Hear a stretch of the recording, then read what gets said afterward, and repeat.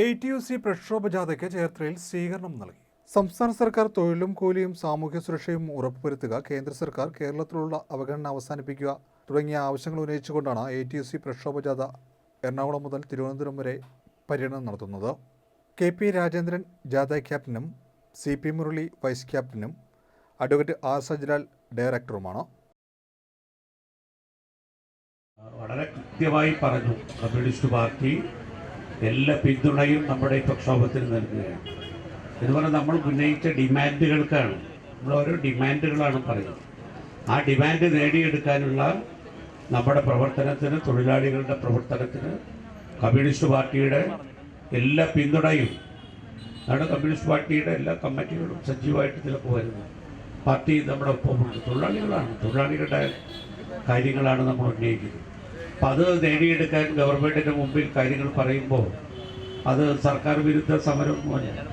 അപ്പോൾ ആശാ വർക്കർമാർക്ക്, അംഗനവാടി വർക്കർമാർക്കെല്ലാം, ഹെൽപ്പറും വർക്കറൊക്കെ എല്ലാം, അല്ലെങ്കിൽ സ്കൂൾ പാചകം ചെയ്യുന്ന തൊഴിലാളി, കുട്ടികൾക്ക് പാചകം ചെയ്ത് കൊടുക്കുകയാണ് ഭക്ഷണം. അത് നല്ല പണിയാണ്. 400-300 കുട്ടികൾക്ക് ഒരു സഹോദരിയാണ് ഈ ചെയ്യുന്നത്. ചിലപ്പോൾ ഒരു സഹായിയെ കൂട്ടുന്നത് അതിന് വേറെ ശമ്പളമൊന്നുമില്ല, ഈ കിട്ടുന്ന ശമ്പളത്തിന് കൊടുക്കണം. അപ്പോൾ അവർക്ക് കിട്ടുന്ന 500 ചില്ലാൻ 600 താഴെ രൂപയായി. 1-2 കൂടെ ആളെ നിർത്തി അവരതിൽ നിന്ന് കാശെടുത്ത് കൊടുക്കണം. അപ്പോൾ അവരുടെ കാര്യം, അവർക്ക് വേതന വർദ്ധിപ്പിക്കണം.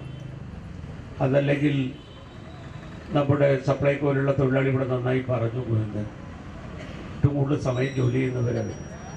10 മണിക്കൂർ ശരാശരി ജോലി ചെയ്യുന്നുണ്ട് സപ്ലൈകോയിലെ തൊഴിലാളി. അപ്പോൾ അവർ നല്ലവണ്ണം കഷ്ടപ്പെട്ട് പണിയെടുക്കുന്നവരാണ്. അപ്പോൾ അവർക്ക് 575 രൂപ സദാവ് തിലോത്തമൻ, ഞാൻ എപ്പോഴും എവിടെയും നന്ദി പറയുകയാണ്, 575 രൂപ വരെ എത്തിച്ചു.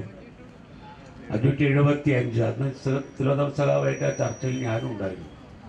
ഈ സപ്ലൈകോ തൊഴിലാളികളുടെ കാര്യങ്ങൾ ചർച്ച ചെയ്യുമ്പോൾ ഞാൻ പറഞ്ഞു, തിലോത്തമൻ ഒന്നും കൂടി കൈയൊന്ന് നീട്ടിയാൽ അത് 100-ൽ മുട്ടും. അപ്പോൾ ഇപ്പോൾ ഇരിക്കട്ടെ, നമുക്ക് കൂട്ടാം. സാറിൻ്റെ മനസ്സിലുണ്ടായിരുന്നത് കൂട്ടണം. അപ്പോൾ 600 രൂപ എത്തിയിട്ടില്ല. അത് ഇങ്ങനെ ഓരോ മേഖലയിലുള്ള സഖാക്കൾ. അപ്പോൾ കേരള ഗവൺമെൻറ് തീരുമാനിച്ചിട്ടുള്ളത്, കേരള ഗവൺമെൻറ് എന്ന് പറഞ്ഞാൽ ഇടതുപക്ഷ ജനാധിപത്യ മുന്നണി തീരുമാനിച്ചിട്ടുള്ളത് 700 രൂപയാണ്.